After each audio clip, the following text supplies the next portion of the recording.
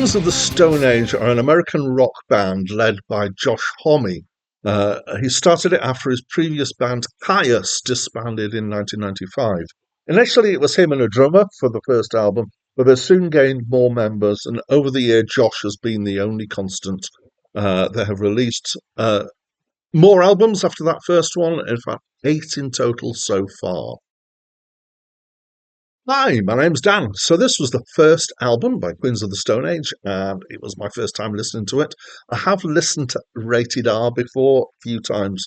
So at this kind of point in time, the late 90s, I was living in a house, not the house that I live in now, and I had a lodger. Basically, sometimes you'd call that a flatmate or a roomie. And we watched alternative MTV quite a bit. MTV was definitely a thing at this point. And Queens of the Stone Age were a joint discovery at that period by myself and my lodger. So I would describe this as being hard rock, spilling at times into more metal territory, but with more than kind of mild shades of grunge to it. So it's described as stoner rock, but I couldn't say I know what stoner rock means.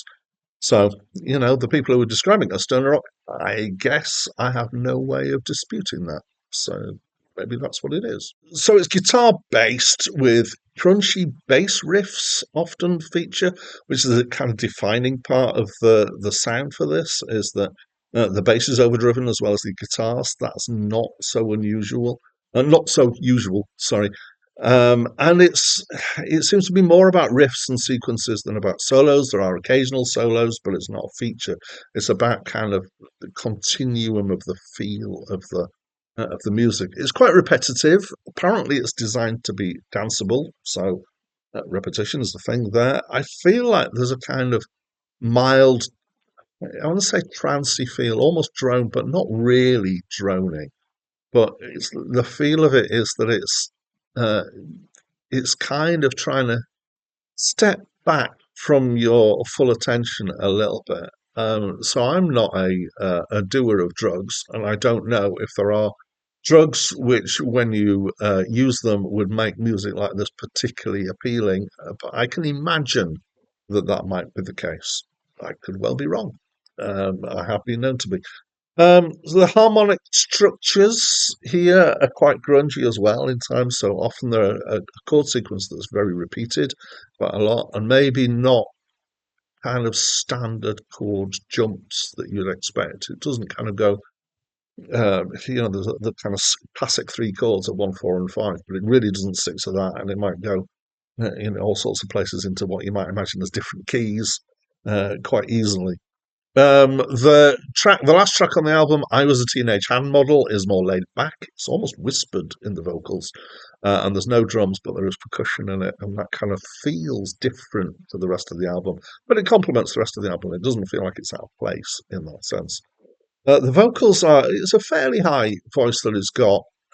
This is Josh Homme, and they feel quite compressed. They also feel kind of it's not what I think of as a rock voice. It's quite a thin sound. I don't mean that in a negative, but it's kind of got this compressed, thin, almost robotic feel to it.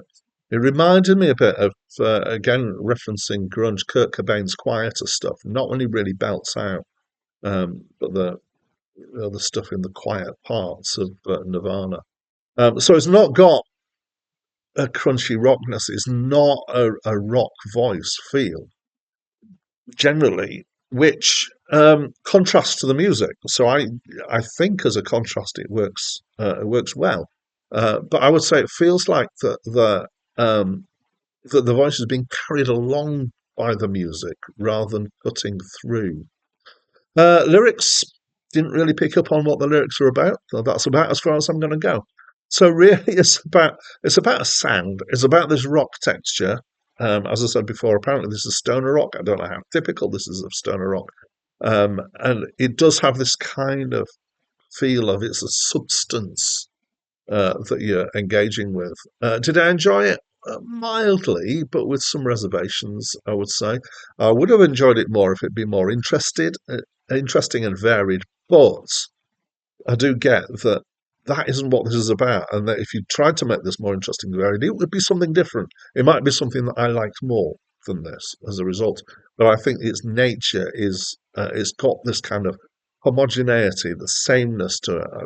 I hesitate to use the word blandness, but it does have that kind of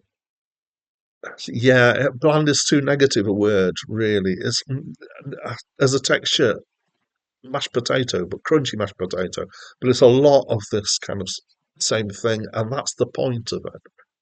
Krautrock rock has been mentioned, and I get why it's kind of got a mild element of that trance feel that some krautrockers have had got. So that's what I think of this album. And as always, I'd like to invite you to tell me what you think. So please do by leaving me a comment, especially if you love this more than I do. But anybody, I want to know what you think. Whether you hate it, love it, feel mildly about it, like I do, feel kind of very ambivalent about it. Please do share. This is a shared journey that I'm on, but quite a few people are on with me. Do join me. Come on this journey. So yes, please leave me a comment. The next, uh, the next review on this channel is going to be of the album "Leaves Turn Inside You" by the band Unwound. But that's it from me for now. Cozied up to the toilet, face stuck to the floor. I met expectations that I was trying to ignore.